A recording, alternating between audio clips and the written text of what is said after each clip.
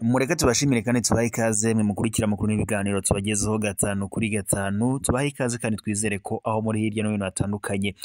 mumeze neza. Munyemerere rero tunyarukire muri Repubulika Iharanira Demokarasi ya Kongo turebe kuri ubu ikiri kuhavugwa. Muri Repubulika Iharanira Demokarasi ya Kongo haravuga ko ubu ngubu leta ya Kongo yaba yatangije operation idasanzwe yo gushaka guhiga bukware abajenerali bayobora umutwe wa FDLR ndetse no kwirukana burundu FDLR ku butaka bwa Repubulika Iharanira Demokarasi ya Kongo. Nk'uko bikomeje gutangazwa, biravuga ko igisirikare cya Repubulika Iharanira Demokarasi ya Kongo FARDC cyaba cyamaze gutegura operation y'amezi agera kuri 6 igamije guca burundu umutwe wa FDLR ndetse umutwe wa FDLR usanzwe ufasha igisirikare cya leta ya Kongo FARDC guhangana n'umutwe twaje intwaro wa M23 mu rugamba bahanganye muri iki gisirikare cya Kongo FARDC. Nk'uko rero bikomeje kuvugwa, biravuga ko muri operation nk'uko Africa Intelligence bivuga ngo FARDC irashaka kwivugana abayobozi bakuru ba FDLR ndetse bivuga ko ngo ishaka no kwinyaga mu buryo bw'ubukungu. Nk'uko rero bikomeje kugenda bitangazwa, biravuga ko hashize igihe hari amakuru avuga ko ku 24 Nzeri uyu mwaka ari bw'ingabo za Repubulika Iharanira Demokarasi ya Kongo zatangije ibitero byo guhiga bukware uriya mutwe urwanya ubutegetsi bw'u Rwanda. Ni ibitero ngo bizamara hafi amezi 6 ariko ngo ashobora no kongerwa, bikaba ngo bigamije gusenya burundu umutwe wa FDLR ugizwe n'abiganjemo abagize uruhare muri jenoside yakorewe abatutsi mu Rwanda muri 1994. Nk'uko rero amakuru n'ubundi akomeza kugenda abivuga, amakuru avuga ko General Major Alengbia Nzambediye Gentil ukuriye akarere ka 34 k'ingabo za Repubulika Iharanira Demokarasi ya Kongo zirwanira muri Kivu y'Amajyaruguru aheruka gutegeka ingabo ayikuriye cyangwa se ayobora guhiga abarwanyi ba FDLR bamaze gusubizwa ngo banze gusubizwa mu buzima busanzwe, hanyuma ngo zikigarurira ibirindiro byabo. Nk'uko uyu mujenerali yakomeje kugenda abitangaza, amakuru atangwa n'ubutasi bwa gisirikare bwa Repubulika Iharanira Demokarasi ya Kongo yerekana ko FDLR cyangwa se FOCA igizwe n'abarwanyi ngo babarirwa muri 2500 bijyanye ndetse no kuba hari bamwe mu bahoze ari abarwanyi bayo bayomoyeho ngo bakajya mu yindi mitwe irimo LUD, urunana ndetse na CNLD. Abo bose rero ngo bivuga ko hamaze gutangwa itegeko ryo kubahiga bukware muri teritwari za Masisi, Rucuru, Nyiragongo ndetse na Walikare, ndetse ngo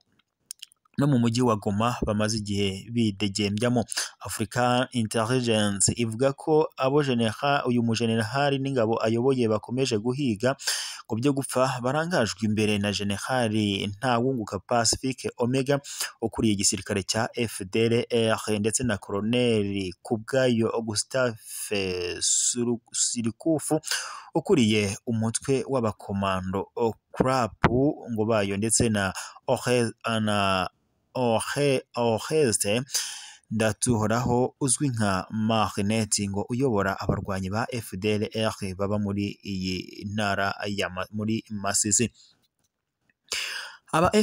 Abandi rero FDLR bivuga ko ikomeje guhiga bukware barimo General Habimana Hamada ukuriye umutwe wa FLN cyo kimwe n'uwitwa Dani wo muri LUD Runana. Nk'uko rero bikomeje kuvugwa, amakuru akomeza avuga ko igisirikare cya Kongo FARDC iyo operation ngo kiri kuyifashwamo n'ubutasi bw'Ubufaransa. Muri operation ngo FARDC igomba kwibanda cyane kuri parike y'igihugu ya Virunga, igice ngo FDLR imaze imyaka myinshi yarahinduye indiri yayo, dore ko ngo inagitwikiramo amakara ari mu biyinjiriza amafaranga menshi. FDLR kandi ngo yinjirizwa amafaranga no gucukura amabuye y'agaciro ndetse no kwaka imisoro abaturage bo mu bice igenzura. Ni igikorwa rero biravuga ko ari ibikorwa byose FARDC ngo ishaka kubihagarika burundu nk'uko amakuru dukura kuri Africa Intelligence abivuga. Kuva ingabo za Repubulika Iharanira Demokarasi ya Kongo zubura imirwano n'umutwe witwaje intwaro M23, inyeshyamba za FDLR ziri mu zakunze kuzifasha ku rugamba, ndetse uyu mutwe ngo bisanzwe bizwi ko ufite umubano wihariye n'abasirikare bakuru ba Repubulika Iharanira Demokarasi ya Kongo. Muri abo harimo General Major Peter Nkuba Cirimwami, bivuga ko ari uyobora intara ya Kivu y'Amajyaruguru, ndetse cyo kimwe na Lieutenant General Constant Ndima Kogba bivuga ko ari we wari waramubanjirije. U Rwanda bivuga ko rwakunze kugaragaza bivuga ko nyine cyangwa se bigaragara ko u Rwanda rwakunze kugaragaza imikoranire y'aba basirikare na FDLR nk'ikibazo cy'umutekano warwo, ndetse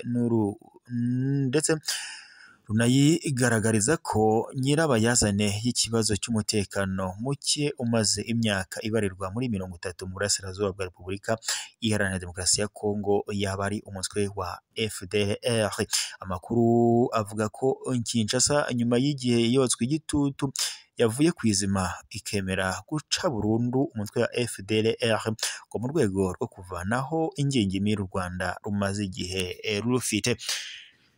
Reka rero tubashimire mwe mwari mudukurikiye mu makuru n'ibiganiro tubagezaho 5 kuri 5, tubagezaho amakuru n'ibiganiro biba bitandukanye nk'uko mugenda mubibona kuri uyu muyoboro wacu wa YouTube. Nk'uko twakomeje kubibabwira rero, FDLR yakomeje gushyirwa mu majwi, ndetse ni na zimwe muri raporo zo mu muryango z'impuguke z'umuryango w'abibumbye Loni zakomeje kugaragaza ko FDLR ikorana bya hafi n'igisirikare cya leta ya Kongo FARDC mu rugamba gihanganyemo n'umutwe witwaje intwaro wa M23. Nk'uko byakomeje gutangazwa rero, nyuma y'uko M23 yongeye kubura imirwano n'igisirikare cya leta ya Kongo FARDC, u Rwanda rwamukomeje gushyirwa mu majwi, ndetse rushyirwa mu majwi na Repubulika Iharanira Demokarasi ya Kongo, rukayishinja ko ngo igashinja u Rwanda ko rwaba rufasha umutwe witwaje intwaro wa M23 ngo guhungabanya umutekano w'igihugu cya Repubulika Iharanira Demokarasi ya Kongo. Ni mu gihe kandi leta y'u Rwanda yakomeje guhakana ibi birego yivuye inyuma, ndetse ikanatangaza kenshi ko nta nyungu ishobora gukura mu guhungabanya umutekano w'ibihugu by'ibituranyi. Nk'uko byakomeje gutangazwa rero, nyuma y'ibyo leta y'u Rwanda nayo yakomeje gushinja Repubulika Iharanira Demokarasi ya Kongo gukorana byeruye n'umutwe witwaje intwaro wa FDLR, nk'uko ndetse byakomeje kugaragazwa na raporo z'impuguke za Loni. Nk'uko rero bikomeje kugaragara kuri ubu, ni mu gihe mu minsi ishize hari amakuru yumvikanaga avuga ko abaminisitiri b'ububanyi n'amahanga b'ubutwererane ku mpande zombi, haba ku Rwanda na Kongo ndetse na Angola, bari bahuye kugira ngo bashake umuti w'ikibazo cy'umutekano muke ukomeje kugaragara mu burasirazuba bwa Repubulika Iharanira Demokarasi ya Kongo, aho ndetse bari banzuye ko bagomba gusenya umutwe witwaje intwaro wa FDLR. Gusa mu kanya nk'ako guhumbya, minisitiri w'ububanyi n'amahanga n'ubutwererane wa Kongo Therese Kayikwamba Wagner byaje kurangira bisubiyeho, ndetse atera utwatsi ibingibi, agaragaza ko atashyigikiye iyi gahunda yo kwirukana umutwe witwaje intwaro wa FDLR ukorera muri Repubulika Iharanira Demokarasi ya Kongo. Ni mu gihe kandi ibi byose bibaye mu gihe perezida w'u Rwanda Paul Kagame ndetse na perezida wa Kongo Antoine Felix Tshisekedi bagombaga guhurira mu Bufaransa, bagahura na perezida w'Ubufaransa Emmanuel Macron mu rwego rwo kuganira ku kibazo cy'umutekano muke ukomeje kugaragara muri Repubulika Iharanira Demokarasi ya Kongo. Nk'uko rero byakomeje kugenda bitangazwa kenshi, ndetse bikanasabwa mu nama z'abaminisitiri zitandukanye, ndetse n'umuhuza wa Angola ariwe Joao Lourenço, perezida w'iki gihugu, ndetse ari nawe muhuza w'izi mpande zombi, yari yasabye ko hari hanzwe ko Repubulika Iharanira Demokarasi ya Kongo igomba gusenya burundu umutwe wa FDLR ukomeje kuba ikibazo ku mutekano wo mu karere k'ibiyaga bigari, ndetse ku ruhande rw'u Rwanda ndetse na Repubulika Iharanira Demokarasi ya Kongo. Kuri ubu rero hanzwe ko biravuga ko igisirikare cya leta ya Kongo FARDC cyamaze gufata umwanzuro wo guhiga bukware abajenerali bayobora umutwe wa FDLR, ndetse no gusenya burundu uyu mutwe wa FDLR ku butaka bwa Repubulika Iharanira Demokarasi ya Kongo. Gusa rero abakurikiranira hafi iby'urugamba rubera muri Kongo ndetse n'abakurikirana hafi ibya politike bakomeza bavuga ko yaba ari amayeri ya leta ya Kongo yo kugira ngo iyo by'uburari mu by'ukuri idashaka gusenya umutwe wa FDLR, kubera ko bakomeje kurwana cyangwa se bakomeje gufatanya mu gihe bahanganaga n'umutwe twaje intwaro wa M23, kandi bakavuga ko bashobora gukomeza gukorana kubera ko n'ubundi umutwe wa M23 ukiri muri Repubulika Iharanira Demokarasi ya Kongo. Reka mbashimire rero mwe mwese mwari mudukurikiye mu makuru n'ibiganiro tubagezaho. Kuri wowe waba utarakanda subscribe cyangwa se abone bitewe n'ururimi ukoresha, reka nkubutse ukandeho maze uzajya uwa mbere kubona amakuru n'ibiganiro tukugezaho gatanu ukuri gatanu. Reka mbashimire rero, amakuru yacu yo nakagaruka, nimukomeze kugira ibihe byiza, ntimuve ku murongo wacu wa YouTube.